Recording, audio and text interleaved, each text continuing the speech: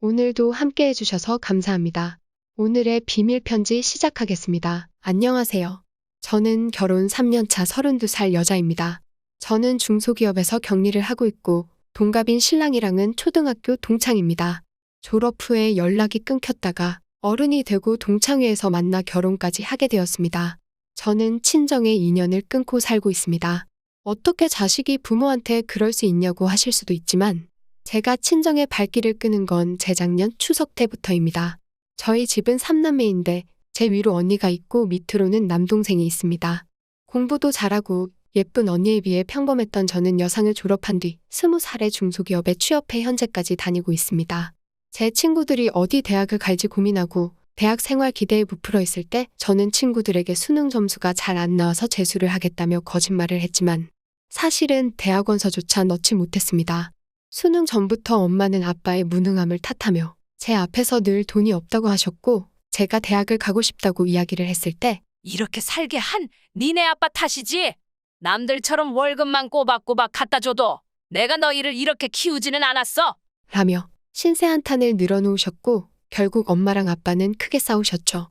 그리고 그 뒤로 저는 한 번도 대학에 대해 이야기를 하지 않았습니다.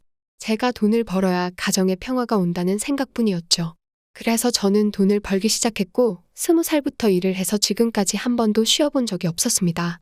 제가 처음 취직해서 월급을 받아 엄마께 드리니 엄마는 괜찮다고 내가 필요한데 쓰라고 하셨지만 언니나 동생 등록금 내는 시기나 집에 가전제품을 사야 하는 큰돈이 들어갈 일이 생기면 항상 저에게 고민하듯 털어놓으셨고 저는 그때마다 제가 모았던 돈들을 드렸습니다.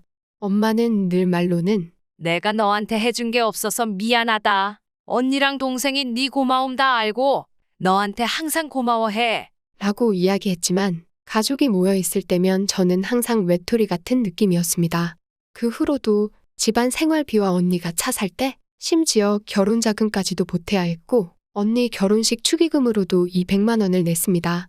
저는 하루빨리 집에서 벗어나고 싶은 생각이 강했고 초등학교 동창회에서 남편을 만나 제 사정을 잘 알고 이해해주는 남편과 결혼을 결심했습니다. 남편과 저는 예물이나 예단 없이 상견례만 마치고 결혼식도 약소하게 치렀고요. 물론 제가 결혼할 때도 집에서 돈 한 푼 받지 않았고요. 문제는 결혼 후에 발생했습니다. 결혼하면 출가회인이라는 말이 있듯이 이제 저는 남편과의 생활만 하면 될 거라 생각했습니다. 그런데 엄마가 저에게 전화해서 밑반찬을 해놨다고 가지러 오라고 해서 가보면 뭐가 고장나서 사야 하거나 취업 준비하는 동생의 고시원비나 카드값 이야기가 나왔습니다. 그때마다 모른 척 할 수 없어 남편 몰래 돈을 드렸고요. 그런데 지난 추석 명절에 일이 터졌죠.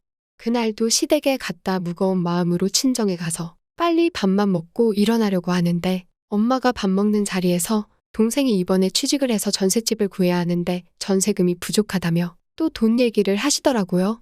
언니랑 형부도 있는 자리라 그럼 얼마나 부족한지 봐서 언니에게 나눠서 해보자고 이야기를 했더니 언니는 자기는 지금 애 키우느라 일도 못하고 애한테 들어가는 돈도 많아서 못 내겠다고 하는 겁니다. 그 옆에 있던 엄마도 거들면서 애 키우는데 돈이 보통 들어가는 게 아니라며 저희 부부는 아직 애가 없으니 저희가 좀 도와주면 어떠냐는 식으로 말씀하시더군요. 저랑 남편도 아직 전세 빌라에 살고 있고 그나마 대출 받아서 마련한 집이라 대출을 갚는 상황인데 동생 전셋집을 마련해야 한다고 저보고 돈을 달라뇨. 차라리 평소처럼 저만 불러서 얘기했으면 나았을 텐데 신랑까지 있는 자리에서 그렇게 이야기하니 저도 민망해서 다음에 이야기하자고 말을 돌렸습니다. 그러자 동생이 저한테 그 나이 될 때까지 그 돈도 없어?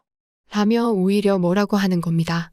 그 얘기를 듣는데 정말 명치부터 무언가 꽉 막힌 것처럼 답답해지며 눈물만 났습니다. 저는 마음을 진정하고 동생에게 네가 아직 돈을 안 벌어봐서 모르는 거지. 돈 모으는 게 쉬운 게 아니라고 이야기를 했지만 동생은 오히려 저한테 내가 너만큼 일을 했으면 몇 천을 모았어도 모았겠다. 라고 하더군요. 저는 화가 나서 그럼 네가 대학 가지 말고 일찍부터 돈 벌지 그랬냐고 네가 대학 졸업하고 몇 년씩 취업 준비할 동안 쓴 돈들은 어디서 그냥 난 것 같냐고 얘기했고 엄마는 저한테 그만하라고 말리셨습니다. 저는 맞는 말을 하고 있고 버릇없이 군 건 동생인데 저를 말리는 엄마 모습에 더 화가 났습니다. 울고 싶지 않고 당당하게 이야기하고 싶은데도 자꾸만 눈물이 나서 꾸역꾸역 눈물을 참으면서 처음으로 따졌습니다. 대체 나는 이 집에서 뭔데? 냉장고, TV, 김치냉장고, 에어컨 어디 하나 내 돈 아닌 게 있어?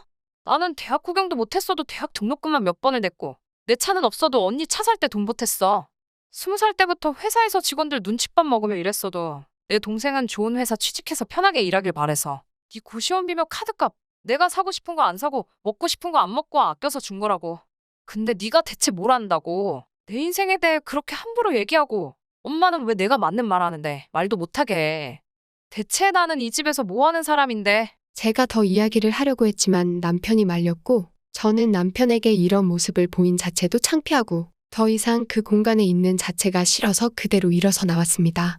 뒤따라 나온 형부가 제게 뭐라고 이야기를 했지만 저도 너무 많이 울고 있던 상황이라 그냥 남편하고 집으로 돌아왔습니다. 그리고 그날 엄마에게 전화가 왔지만 받지 않았고 그 뒤로도 몇 번 반찬 가지러 오라고 카톡이 왔지만 저는 답하지 않고 발길을 끊었습니다. 물론 동생에게서는 연락이 없었고 언니는 미안한다는 카톡이 왔지만 답하지 않았습니다. 그리고 며칠 뒤 형부가 저희 회사로 찾아와서는 솔직하게 얘기해달라면서 언니 결혼자금 2,500이 전부 언니 돈 맞냐고 물어보더라고요. 결혼할 당시 일한 지 얼마 안 됐는데 씀씀이도 해프고 술 좋아하니까 의심은 됐는데 그날 제 이야기를 듣고 확실히 하고 싶어 왔다고 하면서요. 그래서 당연히 아니라고 그중 1,000만 원은 제 돈이라고 했습니다. 언니 돈은 500 조금 못 되고 나머지 1,000만 원은 부모님이 주신 거라고도 얘기했습니다. 형부는 어이없어하며 언니가 자기 스스로 돈 모아서 한 거라고 거짓말을 했다고 합니다. 그러면서 저한테 형부가 미안하다고 동생 전세금은 신경 쓰지 말라고 하고 갔습니다. 그리고 그 다음 주에 남편을 통해 들으니 형부가 제가 안 받을 것 같다며 남편 계좌로 500을 보냈고 나머지 500도 계속 갚겠다고 했고 정말 그 후에 형부는 나머지 500까지 다 갚았습니다. 그 후에 명절에는 시댁만 가고 남편이 오히려 제 눈치를 봤지만 저는 집으로 와서 쉬며 명절을 보냈습니다. 시간이 지나면서 가끔 오던 엄마 카톡도 없어지고 언니만 한 번씩 안부 카톡이 왔지만 저는 답하지 않았습니다.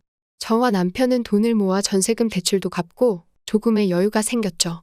제 마음 한편에는 친정에 대한 걱정이 있었지만 이제 동생도 취직했고 제가 마음이 약해져서 한번 가기 시작하면 다시 또 반복될 것 같았습니다. 그런데 얼마 전 남편을 통해 형부에게서 연락이 왔습니다. 엄마께서 자궁암이라고 건강검진에서 나와서 큰 병원 진료를 앞두고 계신다는 내용이었습니다. 남편은 저에게 가봐야 하는 게 아니냐고 물었고 저는 안 가겠다고 이야기는 했지만 마음 한구석에는 걱정도 되는 게 사실입니다. 그렇지만 다시 친정에 다니게 된다면 저는 그전처럼 모든 것들이 반복될까 너무 두렵습니다. 돈이 문제가 아니라 그동안 엄마가 항상 언니나 동생이 저에 대해 고마워한다던 말이 거짓이란 걸 알아버렸고 제가 그동안 살아온 시간이 제가 아닌 가족들을 위한 시간이었다는 생각이 들어 이제는 저를 위한 인생을 살고 싶은 마음도 있습니다. 그리고 그동안 저는 집에 할 만큼 했으니 이제 언니나 동생이 했으면 하는 마음도 있습니다. 머리로는 저는 스스로 충분히 할 만큼 했고 안 해도 된다는 생각이 들지만 남편은 혹시라도 안 좋은 결과가 나와 정말 항암 치료나 투병하게 되면 가야 하지 않겠냐고 하는데 그때는 어떻게 해야 하는지 고민이 됩니다. 저는 어떻게 해야 될까요? 너무 복잡합니다. 오늘의 편지 들어주셔서 감사합니다. 많은 댓글로 여러분의 의견을 남겨주세요.